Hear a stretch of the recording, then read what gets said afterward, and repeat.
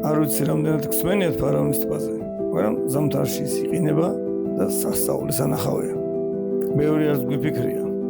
ჩავსხედით მანქანაში და წავედით სანახავად გამოდგებოდა თუ არა ის ზამთრის შეჯიბრისთვის. 2 საათის სწავლგზაზე ბუნება ნამდვილად არ მოგვაწყინა. გვართობდა 1000 გვარი სანახაობით. სულ მალე წარწერაც გამოჩნდა ფარავანი. ტბაზე შესასვლელი მალევე ვიპოვეთ. ყინული ერთ შეხედვით მყარი ჩანდა, მაგრამ ჩვენი მოსაზრება მაინც ჩავედით და ადგილზე გადავამოწმოთ. რაც ადგილობრივმა ახალგაზრდამ თავის კვადროციკლით მოყისერა და ადასტურა და შემდეგ უფრო სიღრმისეულად გვაჩვენა რამდენად სქელი და გამძლე იყო ეს ყინული.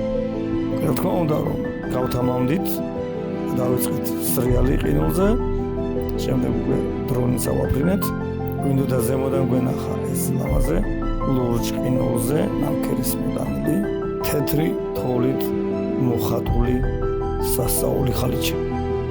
ამის შემხედვარეს ღონისძიება კინაღამ გადაგვავიწყდა და მიუხედავად იმისა გამოვა თუ არა ის, მოდი ახლა ერთად დავტკბეთ ბუნების მიერ შექმნილი ამ სილამაზით.